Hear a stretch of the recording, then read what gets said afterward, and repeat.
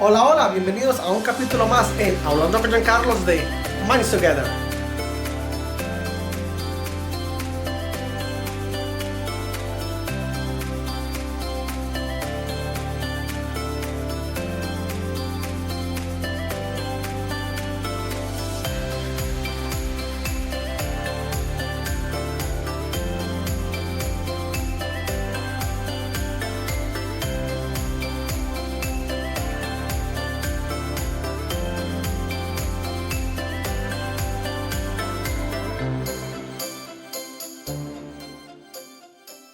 Hola, estamos aquí entonces en un nuevo video de Hablando con Giancarlos, auspiciado por Minds Together. Y dos cosas importantes. Primero, de que los videos que nosotros estamos presentando no tienen la intención de diagnosticar o de crear más estigma en la comunidad, sino que son solamente educativos e informativos. Y la otra cosa es que nos sigan en nuestros canales y en nuestras redes sociales de YouTube y de Facebook, ¿verdad? Y de Instagram. Y de Instagram, siempre me olvido de Instagram. Entonces pueden encontrar esos links aquí en este video. Y bueno, hoy vamos a hablar acerca de un tema que es bastante fuerte y difícil en la comunidad, que es lo que es el abuso infantil, ¿verdad? Especialmente los padres. Uh-huh. Y yo creo que para eso va dirigido, ¿no? Exacto. Entonces, vamos a comenzar. Primero creo que es importante reflexionar acerca de por qué es importante hablar de este tema.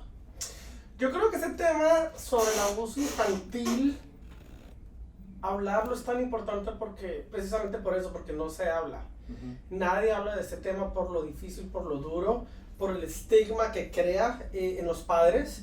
Y muchas veces también porque no quieren exponer a los niños que ya son víctimas, no los quieren exponer a que hablen lo que es su versión, ¿cierto? Uh-huh. Entonces yo creo que es importante hablar de este y otros temas porque no se hablan especialmente en nuestra comunidad. Y ahí es donde venimos nosotros. Exacto, y además es algo que tiene, digamos, tantas complicaciones a la hora de abordarlo, ¿no? Porque bueno, esto se hace basado también a una nota que salió en una publicación que va a salir seguramente en esta semana. Creo que sale este viernes en el periódico en el Trabajador del Inmigrante, aquí en Queens, en la ciudad de Nueva York. Entonces, si quieren toda la nota completa, lo pueden encontrar ahí. Pero ahí tú estabas hablando de que los padres, cuando se encuentran ante esta situación, les genera mucha angustia, les genera muchos sentimientos de culpa, les genera demasiadas cosas que a veces no saben cómo pedir ayuda incluso, o cómo tratarlo. Correcto. Y desafortunadamente, por medio de ese sentimiento de culpa, ese sentimiento digamos, de responsabilidad, de que no lo cuidé, de que no lo protegí, no hacen nada. Se quedan callados, minimizan de pronto lo que le pasó al niño.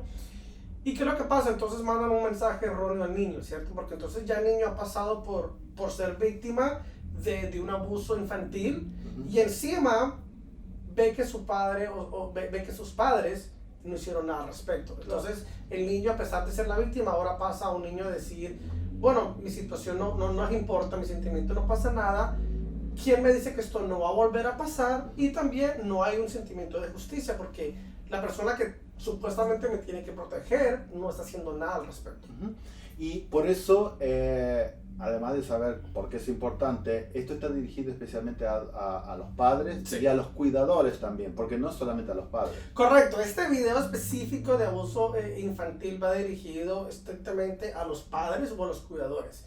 O también a esas personas que son víctimas, uh-huh, ¿cierto? Yo creo que a esos niños que de pronto no tuvieron esa oportunidad de hablar y que ya son adultos, ¿cierto? Entonces, en mi práctica como terapeuta, que me especializo en trauma y abuso, sí tengo muchos adultos, 25, 35, 46 años, con ese trauma, ¿cierto? Porque fueron abusados sexual o físicamente fueron abusados de alguna manera durante su niñez. No dijeron nada por miedo, no dijeron nada porque de pronto sus padres tampoco hicieron nada, y siempre llevaron ese trauma con ellos, ¿cierto? Y llegaron a un momento en sus vidas que ya se sienten con el valor y con el control de sus vidas de hablar sobre esto. Que desafortunadamente pasaron muchos años de silencio. Exacto. Bueno, vamos a adentrarnos al tema completamente. ¿Qué es el abuso infantil? Bueno, ¿qué no es el abuso infantil? Mira, el abuso infantil ocurre todo daño emocional, mental, físico negligencia que se le hace a un menor de 18 años, ¿cierto? Entonces esto es de acuerdo a la Asociación y el Instituto de Salud Mental, que en sus siglas en inglés es NAMI. Entonces todo niño menor de 18 años que ha pasado un trauma físico, mental, emocional, negligencia y en el peor de los casos el abuso sexual. Eso es en sí el abuso infantil. Exacto. Entonces, tú, bueno, esa es la definición. Ahora, ¿cuáles son los tipos de abuso infantil? Para poderlos poner así como en una clasificación. Mira, en sí no hay una clasificación de cuál es el menor o cuál es el peor, ¿cierto? Pero en sí, algunos de los tipos de abusos más comunes que he experimentado en mi práctica son el abuso físico, ¿cierto? El abuso emocional o mental, la negligencia de parte de los padres o los cuidadores y en el peor de los casos, como dije anteriormente, el abuso sexual. El abuso emocional o el abuso mental se refiere cuando de pronto los padres dicen esto a sus hijos, ¿cierto? Eres un estúpido, no sirves para nada. De pronto si el niño está teniendo unas tendencias, digamos, fuera de su género o está sufriendo alguna identidad de crisis, entonces, si me va a salir homosexual, si me va a salir homosexual, si me va a salir, digamos, lesbiana, si cambio de género, te va a pasar esto. Entonces, eso es un abuso emocional, donde no se valida los sentimientos emocionales y mentales del niño. O simplemente por ahí no cumple las expectativas que tienen los padres, porque por ahí quieren a alguien que sea, no sé, prolijo, estudioso o lo que sea. Total. Que por ahí no lo demuestran de la manera en que los padres quisieran y empiezan a agredirlo de alguna manera. Y es también tan fácil como cuando los padres desafortunadamente comparan un hijo al otro, ¿cierto? Usted por qué no es como su hermano mayor, usted por qué no es como su hermano menor, que no me da problemas, que es muy buen estudiante, que saca muy buenas notas, él sí puede, usted por qué no puede. O lo que también hacen los padres, usted por qué no es como su primo o su prima, mire que el hijo de mi hermana a su edad ya está haciendo A, B, C y D, cambio usted no, usted es un vago, usted no sirve para nada, ¿cierto? Entonces también eso es, digamos, abuso emocional, ¿cierto? Porque entonces, ¿qué le estás generando a ese niño? Pues yo no sirvo para nada, yo soy un estúpido, yo soy un estorbo, yo no sirvo para nada. Entonces, si yo no sirvo para nada, cuando voy a crecer como adulto, pues no voy a hacer nada. Exacto. Porque no sirvo para nada. El abuso físico es obviamente los golpes, los moretones, ¿cierto? Que es muy culturalmente rasgado en nuestra cultura, ¿cierto? Como permitido. Permitido, sí, manera. ¿Cierto? De cascar, de golpear, de coger esto y dárselo al peladito al niño porque está llorando, porque está haciendo algo. Entonces, el abuso físico es esos moretones, esos correazos que se le dan. Y muchas veces los padres son muy astutos, ¿cierto? Entonces, ellos saben dónde golpear para que no pueda hacer esa marca o ese golpe no pueda ser visible si el niño va a la escuela. O también, cuando hay golpes visibles, físicos, no los llevan a las escuelas y esperan que el golpe pase. También está, obviamente, ya en el peor de los casos, el abuso sexual, ¿cierto?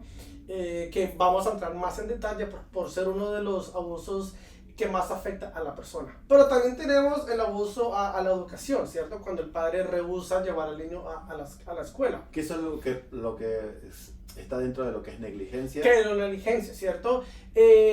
Abuso, digamos, a tener acceso a cuidados médicos. Cuando el niño de pronto tiene una enfermedad física que necesita ir al médico, algunas vacunas, eso cabe sobre la negligencia, que el padre en su rol de protector y de supervisor no está brindando esa supervisión adecuada y no está protegiendo el bienestar del menor.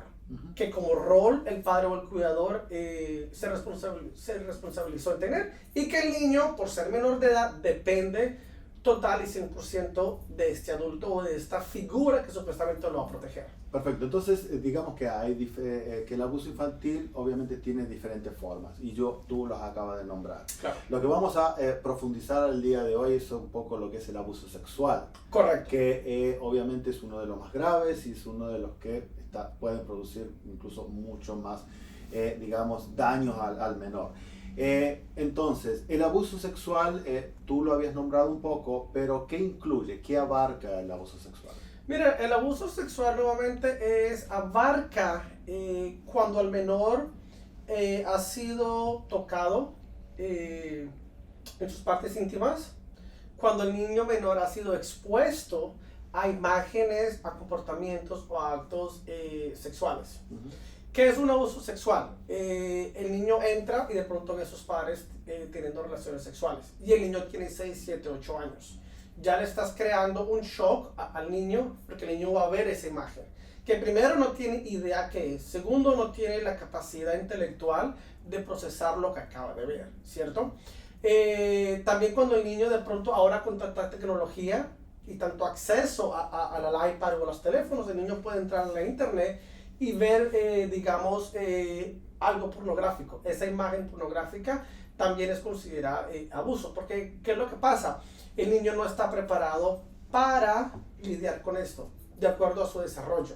Ahora, si estamos hablando de un niño de 6, 7 años que ha sido, que vio a sus padres tener relaciones sexuales, eso le va a crear, digamos, un trauma. Si es un niño de 15, 16, 17 años, él ya puede procesar qué es lo que está pasando, que obviamente tampoco debió ser, ¿cierto? Pero se puede manejar muy fácilmente, ¿cierto? Abuso sexual también es la exhibición, ¿cierto? Tomar fotos a menores.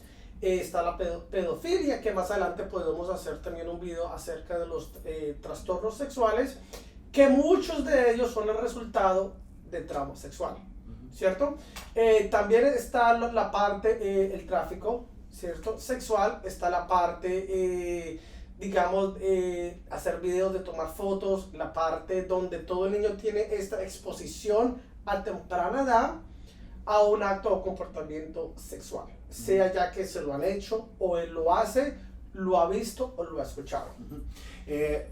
Obviamente cuando tú hablaste al principio estábamos hablando de que el abuso pasa cuando un adulto, digamos, hace estas acciones en contra de los niños. No es que el niño por ahí abrió la puerta y sin querer miró algo o por su curiosidad miró algo ahí, sino que es más bien es la actitud del adulto de hacer de que los niños se expongan a eso. Correcto, o la falta de supervisión a no exponer al niño a eso. Entonces les doy un ejemplo. Muchos niños vienen que escucharon o que vieron a sus padres tener relaciones sexuales. O que vieron a su hermano mayor masturbándose, ¿cierto? Entonces cuando un niño de 7 años me dice, oh, yo vi que mi hermano mayor de 17 estaba haciendo esto y esto. Entonces yo le explico al niño, ¿qué viste, qué sentiste? Entonces él me dice esas cosas. Entonces le digo, ¿le dijiste a tu mamá o a tu papá? No, ¿por qué? No, porque me da miedo. No, porque mi hermano se dio cuenta y mi hermano me dijo que si yo le decía, entonces él me iba a pegar, ¿cierto? Entonces, ¿qué daño y qué imagen el niño que vio a su hermano masturbándose, en este caso, crea sobre la sexualidad, ¿cierto? Entonces ahí ya la sexualidad empieza a cambiar, a distorsionarse un poco. Ahora, un niño de 10 años interrumpe a sus padres en el momento de tener sexo. ¿Cuál es la reacción de los padres? Lo primero que los padres van a decir, ¿usted por qué abrió la puerta? ¿Usted por qué no tocó? Eso le pasa a usted. Entonces, tras de que el niño ve esto, encima vienen los padres, es su culpa. Y encima empieza, no le voy a decir a nadie, no le voy a decir a la profesora, no le voy a decir al terapeuta, porque si usted les dice, va a pasar esto y va a ser su culpa. Está bien. ¿Cierto? Entonces... Sí, son maneras como seguir prácticamente justificando las acciones que ellos tuvieron y culpando al niño por haber interrumpido una situación. O el niño de curioso, en vez de normalizar la situación, que vamos pues obviamente a hablar más adelante, cómo los padres pueden lidiar una situación así. Pero esas son algunas de las cosas más comunes. Ahora, ¿qué pasa cuando un niño ha sido abusado sexualmente y es el mismo niño que también actúa o reactúa el abuso que le hicieron con otros menores? No. Ese es su abuso, o sea... Exacto, después ahí lo vamos a hacer. Correcto. A ver. Entonces, sabemos cuáles son entonces todo lo que comprende. Ahora, ¿cuáles son los síntomas o los comportamientos que puede tener el niño y al cual nosotros o los padres y los cuidadores tienen que prestar atención? Mira, y nosotros también los terapeutas, cuando los niños vienen a terapia, nosotros también miramos muchos síntomas, muchos comportamientos. Desafortunadamente, estos síntomas no son universales, es decir, no lo va a experimentar cada niño. ¿Por qué? Porque cada niño vive en un ambiente familiar muy distinto. El tipo de abuso pudo haber sido muy distinto. ¿A qué me refiero? Una cosa es que al niño lo abusaron sexualmente una vez. Otra cosa es que al niño lo han abusado varias veces. Otra cosa es que el niño lo abusaron durante muchos años. Claro. ¿Cierto? Entonces ese es el tipo de abuso. Entonces es muy difícil decir estos son los síntomas exactos que el niño va a experimentar. Pero sí lo que se puede decir, los síntomas más comunes que los padres y los cuidadores tienen que tener alerta es: el menor suele alejarse de la situación o de la persona que fue abusada. Entonces, un ejemplo, si mi mamá me lleva a mí a la niñera y el hijo de la niñera fue el que me abusó a mí física o sexualmente, cuando mi mamá me dice, alícese que lo vamos a llevar a la niñera, entonces yo voy a empezar a llorar. Yo no voy a querer ir a ese sitio. La mamá me pregunta, ¿usted por qué no quiere ir a la niñera? Si usted siempre ha ido, usted ya la conoce. Y el niño pues obviamente va a decir, no, es que no quiero, porque de pronto el hijo de la niñera amenazó a ese niño. ¿Cierto? Si tú le dices a tu mamá que yo te hice esto, cuando tú vengas te voy a hacer esto y esto, y lo voy a hacer esto y esto a tu mamá. Y obviamente el menor, lo menos que quiere es que le pasen algo a sus padres. Claro. Y tener esa culpa, ¿cierto? Entonces, los niños se van a alejar de las personas o las situaciones donde está el abuso. Lo mismo pasa con un familiar, ¿cierto? Si es mi tío, si es mi primo el que me está abusando y yo voy a ir a visitarlos, yo no voy a querer ir. Entonces, el niño empieza a tener ese rechazo a situaciones, a lugares o a personas donde el abuso se está cometiendo. También el menor empieza a cambiar su temperamento. Ya empieza o a ser más agresivo o empieza a llorar mucho, ¿cierto? Todo le provoca llanto, todo le provoca tristeza o es muy agresivo, se pone muy violento. También el niño empieza a reactuar lo que le están haciendo. Entonces él mismo se empieza a explorar sus partes íntimas o empieza a tocar a la mamá en sus partes íntimas.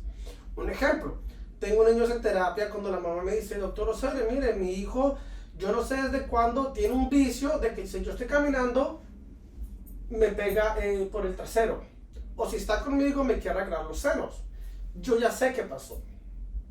Entonces yo le digo a la mamá, ok señora, su niño tiene 7 años. Lo primero empiezo, ha visto, ha escuchado, no doctor Osorio, para nada, aquí nadie ve pornografía, aquí nadie hace nada. Ok, perfecto. Ya hablando con el niño en terapia, durante el tiempo, el niño ¿qué me dice? Yo le digo, mira, está pasando esto, tú por qué hiciste esto en la escuela, por qué le asaste la falda a la niña o al niño, por qué lo estás tocando aquí. Y es muy normal que el niño me dice, es que cuando yo estoy en la cocina, yo veo que mi papá viene y siempre le hace así a mi mamá. Y mi mamá se ríe. O yo veo de que ellos se están besando y se están agarrando y se están haciendo así. Y yo, ¿y tú crees que eso es normal? Sí, porque pues son mis papás y ellos lo hacen. Entonces, cuando yo le digo a la mamá, o cuando los niños me dicen, es que yo escucho cuando ellos están haciendo mucha bulla. Entonces yo digo, ¿qué clase de bulla? Y los niños hacen los mujillos, hacen la bulla, hacen los movimientos. Y yo les digo, ¿y tú no estás durmiendo? No, es que yo estoy despierto y yo los escucho. Y es un niño de 6, 7 años que obviamente va a tener erección, porque eso lo va a estimular. Pero es un niño de 7 años. ¿Qué va a hacer él cuando va al cuarto todo excitado? ¿Qué va a hacer con esa energía? Cuando le digo a los padres, mire, el niño me dice que él vio esto y esto. Sí, doctor Osorio, pero eso son cosas de entre nosotros, o sea que mi esposo juega. O me dicen, es que cuando estábamos teniendo relaciones sexuales, nosotros pensamos que él estaba dormido. Nosotros pensamos que dejamos la puerta abierta. Entonces yo le digo a los padres, ¿en qué momento usted empezó a ver estos cambios? Hace días, pero hace un mes, hace 3 semanas, hace un año. Entonces me dicen, no, hace un mes o hace 3 semanas. ¿Qué pasó hace 3 semanas atrás? Sí, es que hace 3 semanas atrás pasó eso. Ok, está bien. Entonces también el niño va a empezar estos cambios determinando el tiempo donde él empieza a ver esa situación traumática. Ahí, 2, 3 semanas después, él va a empezar a reactuar ese comportamiento. También el niño va a empezar a se va a hacer daño él mismo. Porque primero no sabe cómo hablar, no sabe cómo expresarlo, no sabe qué está pasando. Tiene esas erecciones, empieza a tocar y todo el mundo le está diciendo, no haga esto, es malo. Pero necesita sacar esa energía. Entonces empieza a hacerse daño. Si es un niño y el pene se hace erección por lo que le está pensando, es muy normal que él se empiece a pegar en el pene y decir no me gusta, porque lo está relacionando de que es malo. Peor si los padres le dicen, usted fue su culpa, entonces ya él piensa de que el sexo tiene una connotación negativa, fea, dañina y que no se puede hacer, ¿cierto? Ahora, también hay cambios y ya en el peor de los casos, cuando el niño no dice nada, aparentemente está bien y se suicida. ¿Ok? Antes vamos a hacer una pausa.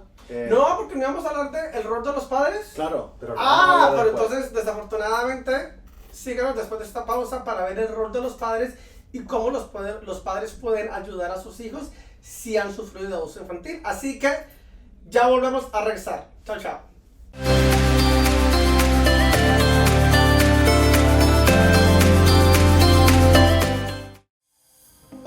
Hola, mi nombre es Vladimir Hernández y bueno, esta tarde vengo a hacerte una atenta invitación para si estás pasando por problemas de depresión, problemas de ansiedad o problemas psicológicos, ¿qué más? Buscar ayuda en Minds Together. Ya están abiertos al público, están abiertos para ayudarnos a la comunidad LGBTIQ en general. Y recuerda, no estar bien, está bien. Hola, saludos, bienvenidos. Mi nombre es Carlos Osorio, soy licenciado clínico y terapeuta en la ciudad de Nueva York. Y esto no es consejos de un minuto. Más bien, cuento con la presencia de Lauren Jiménez. Ella es una de nuestras terapeutas que trabaja aquí en la oficina de Jackson Heights en Queens, en la ciudad de Nueva York. Lauren, tengo una pregunta para ti que muchos de los seguidores de Facebook y de Instagram siempre me preguntan y creo que el público debe saber. Pero eso sí, no hay estrés, no hay nervios, esto no es un concurso de Miss Universo ni la pregunta final. La pregunta es la siguiente. ¿Qué consejos tú le puedes dar a una persona que esté interesado o que quiera buscar ayuda a un terapeuta o llamar a una clínica de salud mental? ¿Qué creen que ellos deben de buscar primero? Ok, Giancarlos, qué buena pregunta. Tengo 4 consejos para darles. El primero, busquen a alguien que hable su idioma. Importante. El segundo, busquen a alguien que sepa de su cultura o que sea de la misma cultura. Importantísimo. Alguien que sea licenciado o licenciada en la ciudad de Nueva York. Absolutamente. Y el cuarto y uno de los más importantes es que sea especializado o especializada en la ayuda que ustedes están buscando. Así es, entonces recuerden, 4 puntos o 4 consejos muy fáciles. Que la persona hable su idioma, que se identifique con su cultura, que sea acreditado y que se especialice en una situación por la que tú estás pasando. Así que recuerden, ese terapeuta lo tenemos aquí en Minds Together como Lauren Jiménez. Chao, chao. Chao.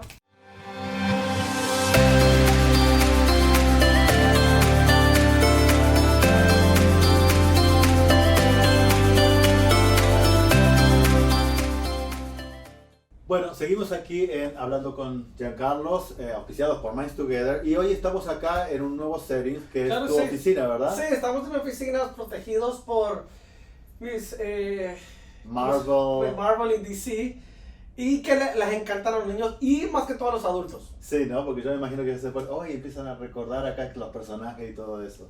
Así es. Bueno, estuvimos hablando de un tema bien fuerte, bien profundo, acerca de lo que es el abuso infantil, los distintos tipos de abuso. Estuvimos hablando a ver qué cosas el niño empieza a cambiar en cuanto a su comportamiento, cuáles son los síntomas que tienen. Pero ahora vamos a hablar acerca del rol de los padres. ¿Qué es lo que el padre o cómo los padres deberían reaccionar ante esta situación que el niño le presenta o ve que está sucediendo? ¿Qué hacer? Bueno, más bien le hago esa pregunta a los padres. ¿Qué hacer? ¿Qué han hecho los padres cuando sus hijos le han dicho, papi, mami, me han tocado aquí, me abusaron sexualmente, me están pegando en donde la niñera, he visto a ustedes tener relaciones, he visto que mi hermano, mi tío, mi primo, mi hermano mayor me abusó sexual? ¿Cuál es la reacción de ustedes? ¿Qué han hecho? ¿Y qué mensaje les han dejado sus hijos? Yo creo que eso es una de las preguntas más difíciles. Cuando los padres traen a sus hijos a terapia para lidiar sobre el abuso infantil, por lo general ya ha pasado como unos 2 o 3 meses de lo que pasó. Entonces ya hay ese tiempo perdido, ¿cierto? Que no se ha hecho de pronto nada. Cuando los padres vienen acá, vienen con sentimientos muy normales que son de angustia, de culpa, de responsabilidad, y con mucha rabia, ¿cierto? Pero esos sentimientos, aunque son válidos, de pronto tampoco les ayuda mucho porque se aferran todos es en ellos. Yo me siento mal, yo me siento culpable, yo me siento responsable. Pero eso les olvida que aquí la víctima ha sido el menor. Claro. Entonces yo le digo a los padres, ok, usted se siente así, gracias por venir. Y les digo, ¿cómo creen que se sienten sus hijos por haber vivido eso? Entonces se quedan callados. Entonces yo les digo, ¿no les preguntaron a sus hijos? Entonces me dicen, no, doctor. Yo le dije, ¿pero por qué no? Es que es muy fuerte para nosotros. Entonces yo digo, correcto, es muy fuerte para ustedes que son adultos. Ahora imagínense para un niño, en este caso, 7 años. Entonces ahí es cuando empiezan a caer en cuenta. Entonces, para mí, esta parte sí es muy importante porque ahí es cuando se puede definir y se le puede ayudar al niño y se puede prevenir consecuencias a largo plazo en su vida como adulto. Y les ahorrarían años y años de terapia y de dolor y de problemas en su vida. Entonces, los consejos o el rol que los padres deben de tener es, número 1, validar los sentimientos del niño. Si un niño te presenta con esto, te está hablando de esto, hay que validar sus sentimientos, hay que escucharlo, ¿cierto? No hay que juzgarlo, no hay que criticarlo, no hay que decirle que es su culpa por estar ahí, por no abrir la puerta, por no tocar, por haberse metido antes esto, por no salir, por no gritar. O sea, eso se tiene que borrar, ¿cierto? Entonces, es un ejemplo. Decirle al niño, ¿qué pasó? Cuénteme. ¿Estamos bien? No le va a pasar nada. Cuénteme qué le hicieron. No, me hicieron esto. Ok, ya está. ¿Qué más pasó? ¿Qué quieres hacer? ¿Qué quieres tú? ¿Tienes alguna idea? O sea, preguntarle al niño, ¿cierto? Pero el niño obviamente va a decir, no hagamos nada porque es un niño. Tu rol como padre es obviamente cerciorarte de que el niño está bien, escucharlo, validar sus sentimientos, reportar el caso inmediatamente a las autoridades. Así sea tu hermano, el tío, el primo, el hermano mayor que lo abusó. Es reportar el caso. Porque la mayoría de las veces no es la primera vez de que el niño ha sido abusado y no es la primera vez de que la persona que abusa está abusando. Entonces lo más lógico es que hay otras más víctimas. Claro. Y ese mismo patrón, ese silencio, ese miedo de reportarlo, le da el permiso al agresor a seguir haciendo el abuso infantil. Y por último también entonces es buscar ayuda profesional y terapeuta, siempre y cuando el terapeuta sea también especializado en trauma y en abuso infantil, ¿cierto? Entonces eso es muy importante para los padres. No pegarles, no castigarlos. Yo he tenido experiencia de adultos que vienen, más que todas las mujeres, y me dicen, mire, yo me acuerdo cuando yo tenía 7 años o 13 años, yo fui abusada por mi padrastro. Le dije a mi mamá y lo que mi mamá me hizo fue me metió una cachetada y no me creyó. Entonces ella me dice, y eso me afectó durante toda mi vida. Porque entonces primero aprendí de que soy una mentirosa, de que yo quiero dañar el matrimonio a mi mamá, de que odio a mi padrastro. Y me dicen, y eso le dio poder a mi padrastro en seguir abusándome. Y entonces la parte más triste cuando pasan esas situaciones no es la parte del abuso físico, sexual, sino lo que el abusador le dice a la persona. Entonces en este caso el padrastro le decía a ella, yo ahora te puedo abusar cuando yo quiera porque tu mamá no te va a creer. Tu mamá me cree más a mí que a ti. Entonces la hija, pues sí, es verdad, porque le dije a mi mamá, me cacheteó, me regañó y dijo que es mi culpa. Claro. Que yo ando vestida así, de que yo para que salgo con la toalla así, y yo me expuse a mi padrastro. Entonces, ¿qué pasa? Ya dice, entonces yo ahora no creo en los hombres, no creo en esto, mi vida ha sido un fracaso, y seguimos, ¿no? Que son las consecuencias a largo plazo. Claro. Entonces, es muy importante, y por más difícil que sea, creerle a sus hijos, ¿cierto? Porque yo no creo que un niño de 6, 7 años va a tener esa imaginación de fabricar un abuso infantil, un abuso sexual o un abuso físico. Entonces sí es importante preguntar, ¿cierto? Escuchar, validar y reportar el caso. Y cuando se hace eso, automáticamente buscar ayuda profesional. Claro. O sea, creo que la actuación de los padres acá obviamente es fundamental. muchas veces en vez de validar el sentimiento del niño, lo que está pasando, reconocer la situación, lo que hace es reforzar todo lo demás por lo cual el niño no quiso hablar. Correcto. Entonces lo que hace es le incentiva ese grado de culpa que tiene y bueno, y todos los sentimientos negativos con respecto a hablarlo. Y obviamente eso le va a generar en el futuro muchas cosas. Claro, entonces te doy un ejemplo. Digamos que hay un niño de 7, 8 años que de pronto tenga un comportamiento afeminado, ¿cierto? Que los padres le están diciendo, ay, usted no va a salir homosexual, ay, cuidado, usted va a ser lesbiana, ay, cuidado, usted va a salir trans. Que el niño a esa edad ni siquiera entiende qué es ese concepto, ¿cierto? Pero de pronto el niño es afeminado. Ya está escuchando eso de sus padres, ¿cierto? De pronto escucha por medio del matoneo o el bullying en las escuelas, usted, usted es un homosexual, usted es M, ¿cierto? Entonces el niño ya escucha eso. ¿Qué pasa si llega este niño y de pronto un tío lo abusa sexualmente? El niño va y le dice a la mamá o le dice al papá. Primero el niño no le va a decir al papá, ¿cierto? Porque el papá es el autoritario, ¿cierto? Entonces el niño va con esa situación y le dice a la mamá. Y llega la mamá y le dice, es que eso le pasa a usted por ser afeminado. Si usted fuera más hombrecito, hubiera peleado, hubiera gritado. Claro. Sí, no, ¿cierto? me imagino cómo eso después va a escalar en la mente del niño a un punto de generar un montón de conflictos, claro, y lo que sea. Entonces la mamá encima le pega por hablar mal de su hermano, o de su primo, o de su abuelo, ¿cierto? Y le deja este mensaje al niño de que, pues, la persona que me tiene que proteger no me protege. Claro. Entonces yo me tengo que proteger. ¿Pero cómo? Y encima viene el tío y le dice, sí, te lo dije que tu mamá no te va a creer. Y eso le pasa a usted por ser gay, por ser homosexual, y para eso usted está. Entonces yo te voy a seguir abusando sexualmente. Y ya en ese momento el niño dice, pues sí. ¿Cierto? Exacto. O sea, entonces ahí, ahora, les doy el otro ejemplo. El mismo caso, el niño le dice, mami, me está pasando esto con mi tío. Llega la mamá, se sienta con él, cuéntame qué pasó, cuándo fue, cómo fue, qué le dijo, qué le hizo. Listo, vamos a llamar a la policía, vengan y lo arresten. Vamos a un terapeuta, vamos al médico. ¿Qué crees tú que el niño va a entender? ¿Y qué mensaje va a recibir? Y obviamente va a validar un poco el sentimiento del niño, que algo está, y que él no está haciendo nada malo. Claro. Del que está haciendo algo malo es la otra persona, es el adulto. Es el adulto, que supuestamente también está para cuidarte, que es tu familia, que es A, B, C y D, ¿no? Exacto. Que por cierto, disculpa, que por cierto, el 95% del abuso infantil es por alguien que el niño conoce. Y si no más.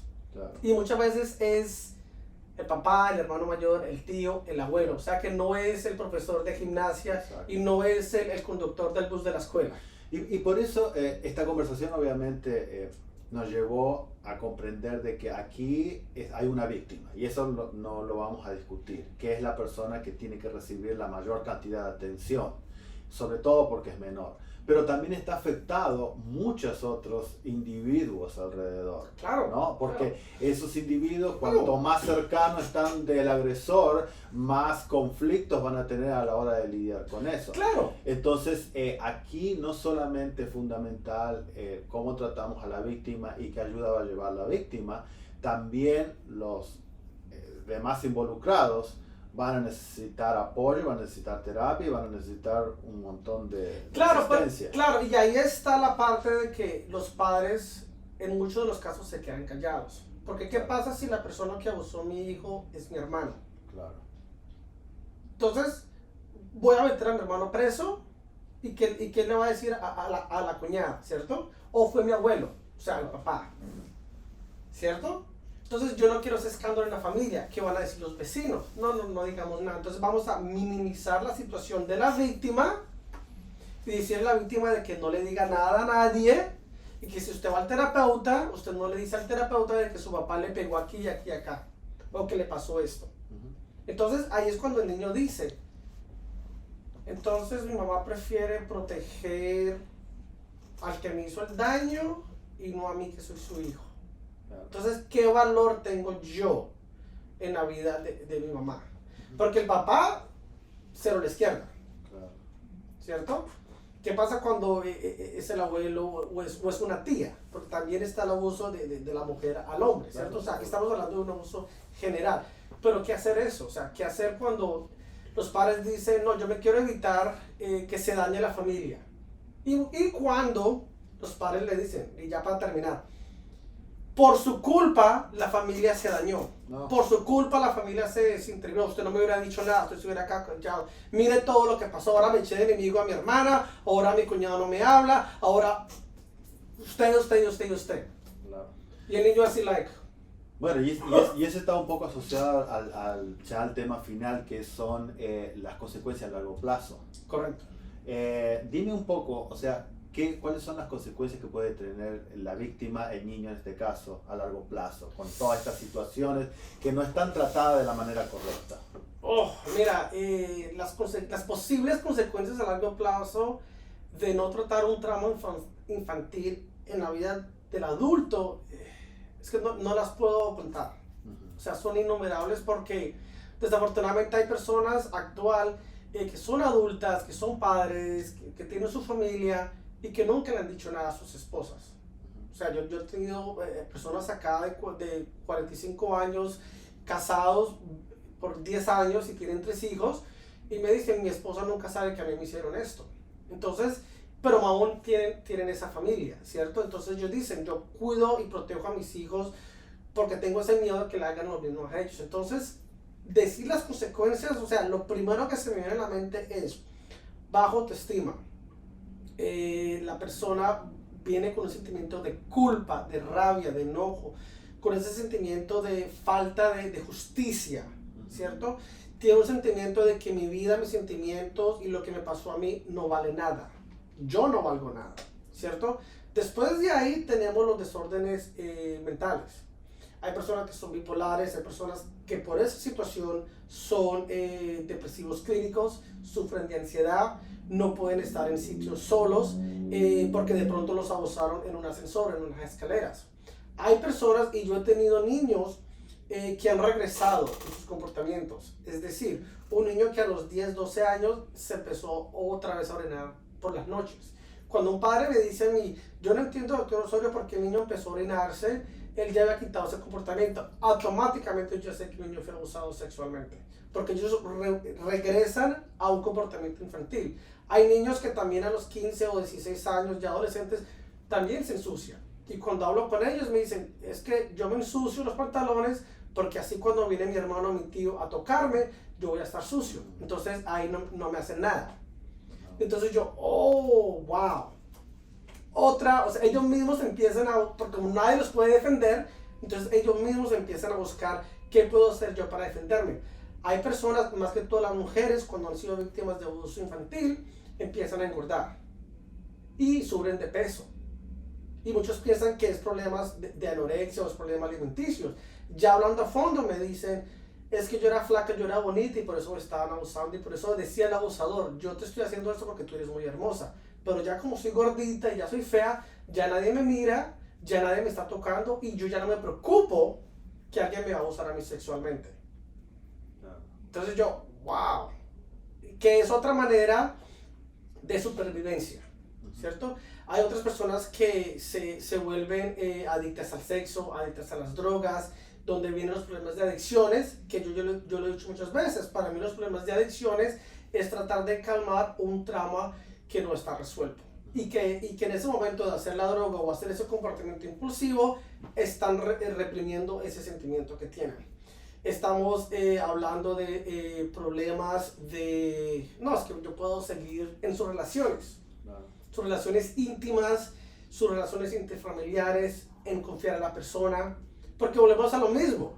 Si yo expresé mis emociones, si yo dije la verdad de que me estaba pasando esto con mi mamá, y mi mamá encima me pegó y me dijo, por usted decir la verdad, mire todo el daño que causó. Entonces yo ya aprendo que decir la verdad es malo. Claro. Sí, no, cada vez que nosotros tocamos alguno de los temas que tienen que ver con condiciones mentales o con tipos de personalidad o lo que sea, siempre viene este tema como una de las fuentes para esas cosas. Así que obviamente claro. no me sorprende, pero da mucho para hablar. Claro, y también porque yo me especializo más en la parte psicoanalítica y yo manejo más esa parte de que siempre se lo digo a mis pacientes, ¿cierto? Nosotros como adultos somos el resultado de las situaciones o de los traumas no digamos, no resueltos durante nuestra niñez. Okay. Y muchos de nuestros pacientes, cuando están conmigo a largo tiempo, estamos hablando más de 2 añitos, caen en cuenta de ese patrón que han hecho. Y si hablamos atrás, entonces me dicen, todo empezó en mi niñez. Todo empezó porque mis papás o me protegieron mucho o no me protegieron. Todo empezó por esta violación, por este acoso. Entonces, cuando yo le digo a una persona, ¿a qué edad fue tu primera relación sexual? Entonces la persona me dice, a mis 15, a mis 16. Yo le digo, no, antes. No, bueno, a los 12 quedó un besito. No, antes. Entonces me dicen, no me acuerdo. Pues a los 12, a los 15. Entonces le dije, sí, pero yo me acuerdo que tú dijiste que a los 7 años fuiste abusado sexualmente por tu hermano mayor. Ah, sí, pero eso no cuenta. ¿Cómo así que no cuenta? O sea, ellos mismos ocultan esa parte. Entonces yo le digo, la primera vez que tú fuiste expuesto a un abuso sexual, a una relación, sexual, a algo sexual, fue a los 7. Claro. Entonces ahí me dicen, Dios mío, entonces mi primera relación sexual yo fui víctima de abuso. Le dije, sí. Y ya la persona tiene 32 años. Entonces me dicen, pero yo nunca supe esto. Y le dije, ¿y cuando te pasó esto, lo dijiste, hablaste? Y dije, muchos me dicen, no, yo nunca lo hablé, por miedo, porque la persona me iba a hacer daño a mí o a mi familia. O me dicen, sí, yo solo dije a mi mamá una vez y ya me pegó y me castigó y me dijo que era mi culpa. Claro. ¿Y qué hiciste con eso? No, pues yo traté de olvidarlo. Y los olvidado, y dije, pues parece que no. Y ahí dice, con razón yo hago esto, con razón no puedo tener una pareja, con razón esto. Ahí está. Bueno, este tema es tan fuerte, no, y podemos seguir otros fascinante y largo, y vamos a seguramente hablar, traer invitados. Hay muchos proyectos, la verdad, para aquí, sí, hablando con Giancarlos, pero creo que por hoy llegamos al final del tema, ¿verdad? Pero antes, para finalizar, vuelvo y tengo que repetir, por favor, a todos los padres que están escuchando esto, la idea no es crear culpa, la idea no es de que ustedes se sientan de alguna manera responsables, sino de pronto tratar de entender y comprender de que ustedes también de pronto no sabían manejar la situación. Y por eso estos videos. Y si hay algún niño o algún adulto ya que pasó por esa experiencia de que ustedes no están solos, hay muchas personas que han sufrido abuso sexual, abuso infantil, que se han podido superar y que han podido sacar sus vidas adelante. Así que no están solos, ustedes no son los únicos, hay muchísimas personas y esa es la intención de estos videos. Síganos por favor en los canales de YouTube, síganos por favor en Instagram, en Facebook, suscríbanse, comenten, díganle si les gustó este video, si los hicieron llorar o no, comenten por favor, es muy importante para nosotros. Y así, chao, hasta luego. Nos vemos, hasta la próxima. Chao.